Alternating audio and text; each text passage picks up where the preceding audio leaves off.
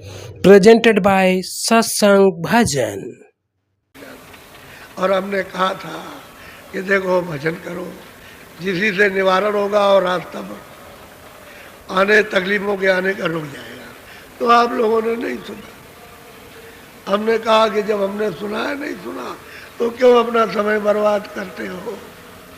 चलो चुपचाप वही मथुरा में, वहाँ मतलब ये थोड़ा सा रुक जाए, थोड़ा ठहर जाए, तो यहाँ थोड़ा सा आकर के रुक गए। और नीम सारण से जब से आए गुरुपूर्णिमा से, तब से आकर के गुरुपूर्णिमा हो गई और ये चौथा महीना 1 साल 4 महीने हो गए हम तो ये आश्रम में रहे, कहीं नहीं गए।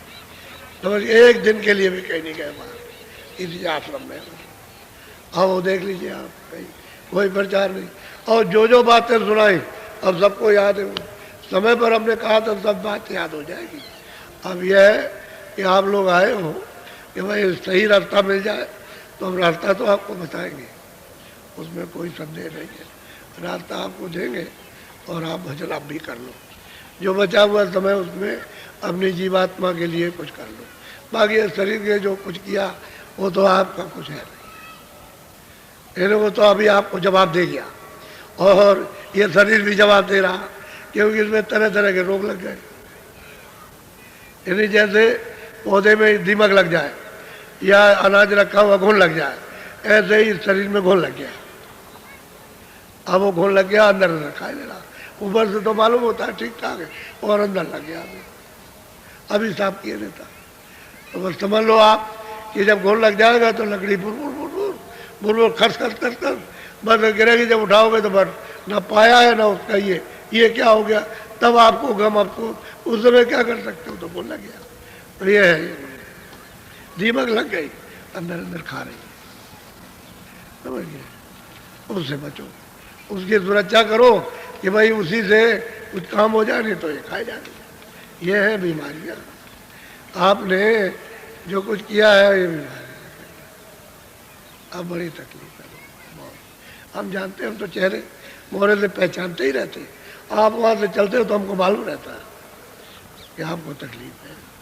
इसलिए एक काम आप करो कि पर साल तो रह गए, चूक गए, आपके वहाँ चूकना।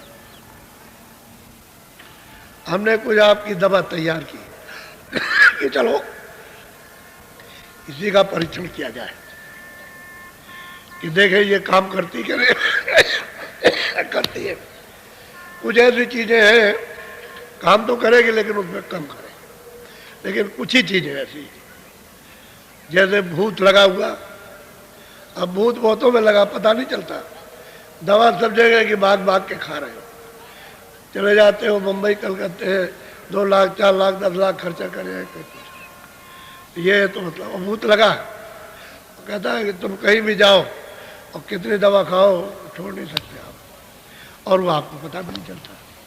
भूत क्यों लगता है, कैसे लगता, भूत कैसे बनता, ये तो आपको कोई मालूम नहीं है। जब आपको मालूम नहीं है तो फिर आपको क्या पता चलेगा, कुछ नहीं। वो लगा रहेगा और आपको लगा रहेगा, और रोते रहोगे, चिल्लाते रहोगे, और कुछ नहीं हो सकता। कहोगे क्या हो गया। बहुत से लोग आते जाते हैं। तो इसलिए हम ये चाहते हैं कि थोड़ी दवा का परीक्षण हो जाए। तो यहाँ दवा तैयार की है, लेकिन मुफ्त मत लेना, ऐसे भी हाथ मत बढ़ाना मुफ्त के लिए। और जो कहे उसको दे देना। तो तुम्हारी मेहनत मशक्कत खून पसीने का, और उस दवा को इस्तेमाल करो। और वो है क्या, गन्ना। हमने तैयार किया तो हमने सोचा कि चलो अब की बार इसी का परीक्षण किया जाए थोड़ी देर के लिए। तो गन्ना ये है कि सत्संग के बाद आपको गन्ना मिल जाएगा अपने अपने कैंपों में, वहाँ से आप ले लीजिए। और वहीं बैठ करके जहाँ आपका हो जगह, जहाँ भी जगह मिले, एक ही जगह बैठ करके और खूब उसको चूसिए। उसमें जरा सा भी रस बाहर न रहे, उसकी खोई खोई रह जाए, वो सब चूस करके उतारिए। लेकिन चूसना पड़ेगा, जिसके दांत नहीं उसके लिए नहीं, आपको ये चूसना पड़ेगा। आप चूसिए उसको खूब अच्छी तरह से, और फिर कुछ खाइएगा नहीं, बाद में खाइएगा। बाद से मुँह धोइए, दतून कीजिए सब, लेकिन कुछ खाइए नहीं, और इसको चूसिए आप। और खूब चूस लीजिए अच्छी तरह से। बस फिर उसके बाद इच्छा हो तो आप खाइए, नहीं इच्छा हो तो मत नाश्ता कीजिए, कोई ज़रूरत नहीं है। उसमें चाय वगैरह जल्दी मत कीजिए, पहले आप इसको खा लीजिए। आप चाय कोई ऐसी चीज़ नहीं है कि जो आप छोड़ देंगे तो मर जाएंगे, वो खाली एक आदत पड़ी हुई है। शाम को दर्द होगा, सुबह खत्म हो गया। अच्छा, इसी की आजमाइश कर लीजिए आप। भाई एक दिन दर्द होगा, दूसरे दिन खत्म, फिर कुछ नहीं है। 2-4 दिन छोड़ दो, चाय की भी आदत खत्म हो गई। क्या जरूरत है बेबबाल पाने की?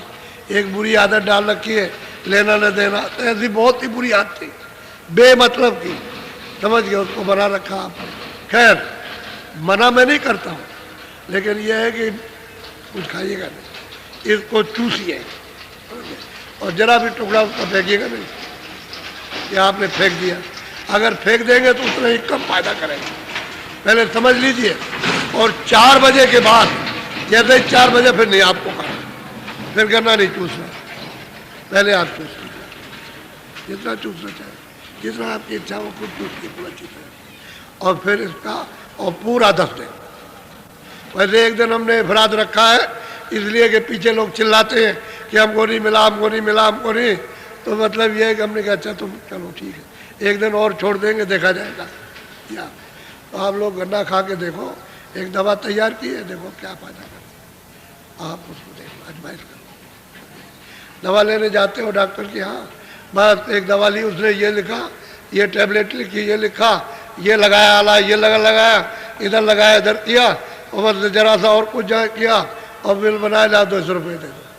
तो ये 200 रुपये तो 10 दिन में भी नहीं आपके, वो तो एक ही वक्त में लेके चले आते और फिर खाते हो, फिर दौड़ते हो दूसरे के, वो तो 200 गए, उसके यहाँ फिर 200, उसकी खाया, आप भी चले गए, वो भी फायदा नहीं खाया, फिर तीसरे के यहाँ गए, दौड़ते ही रहते भाई। ये हम देखते हैं अपनी आंखों से।